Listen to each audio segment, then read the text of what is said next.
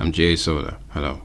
Most people understand that systemic oppression and suppression against Americans of African descent, or so-called Black Americans, is prevalent in the United States. But not many can confidently explain in what ways the systemic racism is and has historically been implemented. This video will list out a few of the primary and major forms of systemic oppression against Americans of African descent. Beginning with their very identity as Americans, Black Americans, both immigrants and the previously enslaved, were denied citizenship on the basis of their race in the United States until 1870, through the passing of the Naturalization Act. This was 40 years after the Choctaw Indians in Mississippi became entitled to become U.S. citizens. And of course, being a citizen is a big deal, because only citizens could vote, be part of juries, or hold certain government offices. Until then, being a citizen was limited to only free white men, quote-unquote.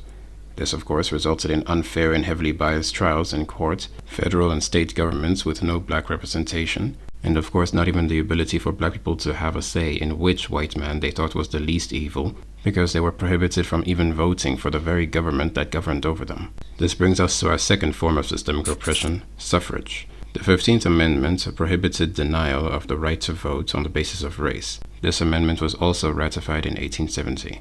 But rather, Jim Crow laws and black codes prevented people of African descent from voting, but without mentioning race explicitly, rather by controlling the aspects that affect black people disproportionately to white people. So, for example, criminalizing only black people for things that shouldn't even be crimes in the first place, like being unemployed.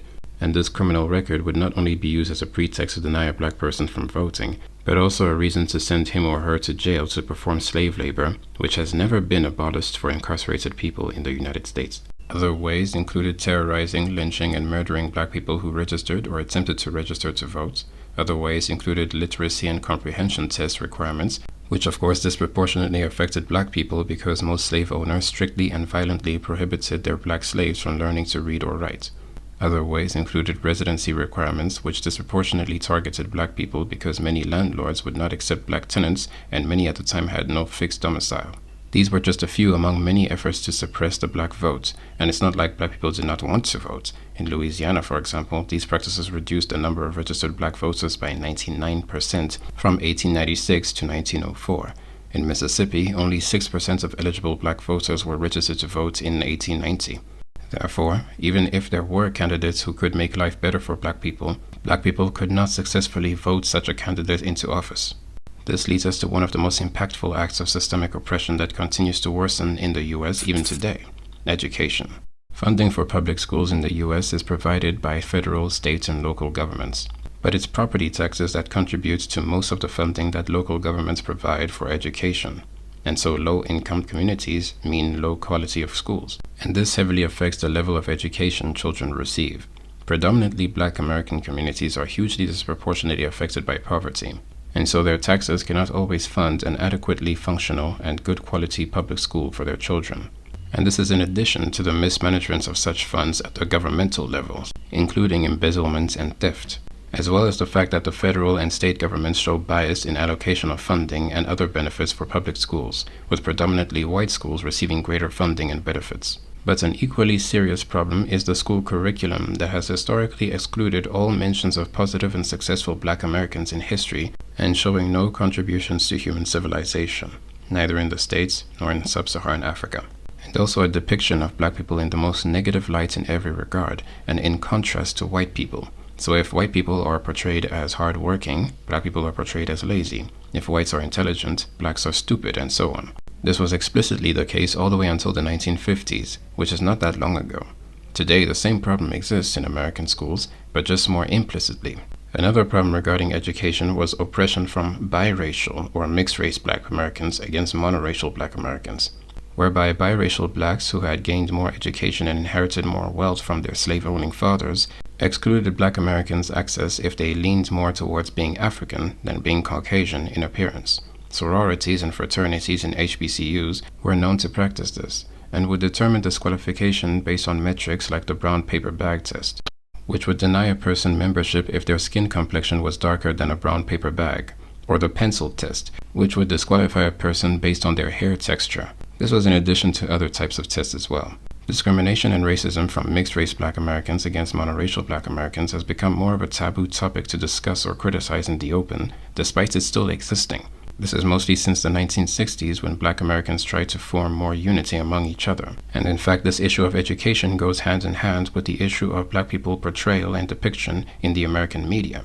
News outlets, films, children entertainment, novels, music, and so on have historically portrayed Black people in a negative, subservient, or inferior light, both in comparison to white people and in isolation. And even the type of Black people hired for general representation of Black people tend to be those Black people of a mixed-race background to whom the one-drop rule is applied. Black people of a monoracial African ancestry, especially among women, have little to no positive representation in the American media. Moving on to jobs and the labor market. A 2017 meta-analysis found that the racial and ethnic discrimination in hiring in the American labor market hasn't declined for Black Americans since 1989, while such discrimination has declined for Latinos, possibly due to agricultural and construction jobs. Numerous studies have also shown discrimination against applicants with stereotypically Black-sounding names as opposed to white ones, whereby applicants with white-sounding names were a few times more likely to get a call back from employers than those with non-white-sounding names. Black applicants with no criminal records are offered jobs at a similar or even lower rate than white applicants with criminal records.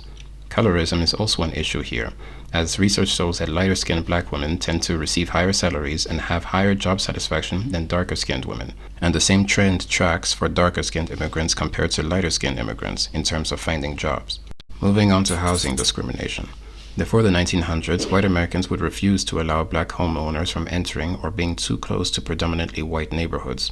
If a Black family did move into a neighborhood, they would face constant harassment, violence, or even physical expulsion.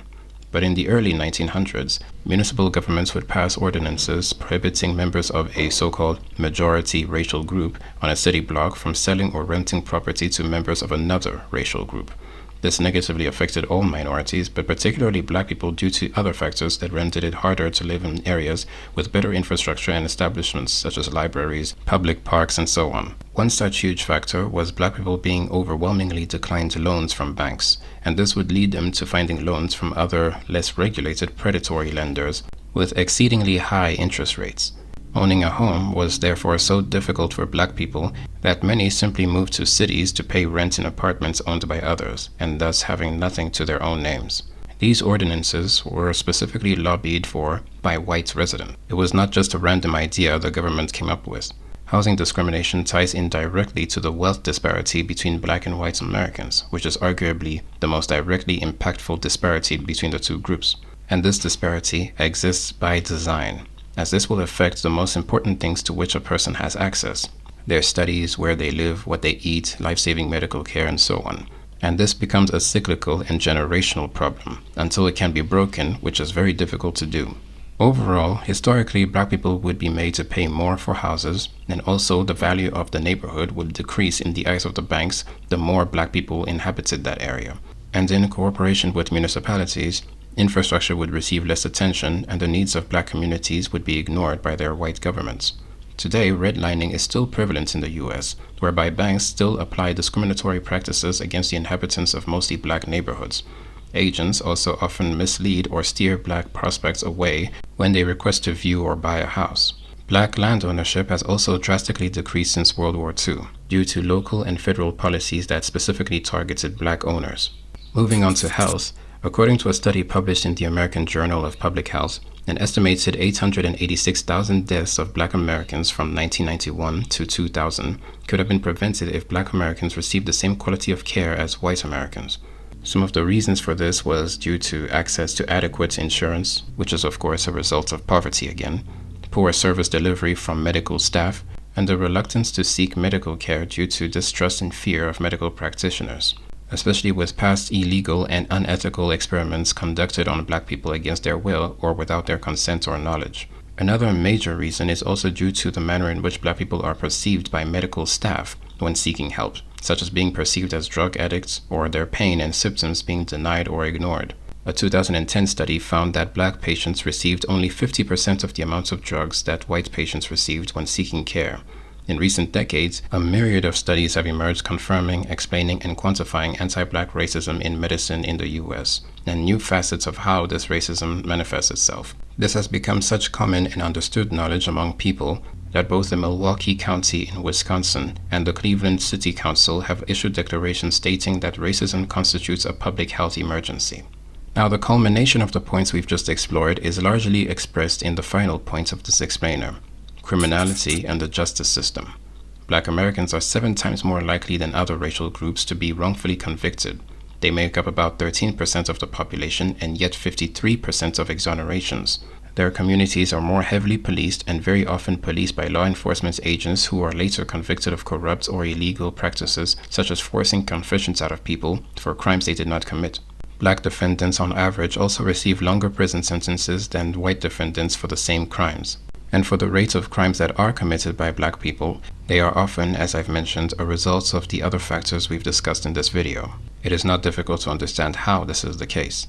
Being in poverty with no effective way of making ends meet, depression and mental illness going undiagnosed, exposure to lead and other harmful products that are disproportionately found in products marketed to black people, exposure to violence from infancy, dysfunctional households due to the many factors we've discussed, several members of your family or community being in prison, therefore crime being normalized, and all sorts of other factors that are well understood in what we now understood as the school-to-prison pipeline. These all create a huge sense of hopelessness whereby a person needs to survive, but the ways of doing that legally, such as getting a great education, getting a great qualification, and getting a great career, are out of reach for so many black people that it leads them to opt for means that are more accessible to them and can provide their survival at that given time. And this is the reality for poor people in general, but more so for communities that are facing such heavy systemic oppression, and for such a prolonged period of time, we're talking centuries, to the point where many black people have normalized this oppression and even become comfortable living in it. Because in America, the more things change, the more they stay the same specifically for black people, despite the situation for other groups improving. And so these pressurized circumstances leading to crime permeates into the general culture and becomes a way of life for some. And this leads to a situation whereby the most likely direct victims of violent crime against black people are both other black people as well as the very law enforcement that is supposed to protect them. All part of a system that is designed for things to continue this way, and that hardly considers black Americans as American citizens. And this is in addition to the many massacres and expulsions of black American communities, most of which were thriving communities. So even when black Americans are able to better their own situations, both regular white civilians and the American government destroy their efforts, adding to the sense of hopelessness they already experience. This is also in addition to illegal government operations like COINTELPRO, orchestrated by the Federal Bureau of Investigations, targeting mostly pro-black organizations, causes, and individuals by using the most ruthless and inhumane means at their disposal. This included introducing drugs into black communities, murdering and assaulting black activists, spreading misinformation, paying or forcing different actors such as family members, landlords, law enforcement, employers, school officials, and so on to commit acts against activists, and the list goes on. One tactic that was also used was fabricating evidence to convict and incarcerate targeted individuals. This has and is still leading to the mass incarceration of innocent black people in the United States. And with ever-progressing technological advancements, the US government has more efficient and effective means at their disposal, and so more such operations can be carried out with greater success against black Americans. In conclusion, understanding these realities is important for everyone, but particularly for people of African descent from all over the world, as the uniqueness of the black American experience, if misunderstood, can cause conflict between so-called black Americans and so-called black non-Americans. A primary example is that because of the US's obsession with race and their ongoing systemic racial oppression against black people, many black Americans have been forced into viewing the concept of race as a significant factor in forming bonds, relationships, and solidarity with others. While this is not the case with, for example, continental Africans, because African countries are all mostly homogeneous, and so what a person looks like, i.e. their so-called race, is not a factor for these things, because everyone around them is quote-unquote black. And these differences in perspective create a disconnect in several ways that require a separate explainer video to go through. It's also important to note and acknowledge that despite these realities, It is an amazing feat that Black Americans have overcome and continue to overcome the systemic odds against them, particularly in the realm of literacy and academics, considering how heavily they were suppressed in that regard, but in other realms as well. As you can see, I'm still here! But hopefully this explainer has helped you understand the historical and contemporary plight of Black Americans and may encourage you to either continue or start doing whatever you can to end these systemic harms against them in whatever helpful way you can. That is the essence of solidarity. I'm G.A. Sola. Goodbye.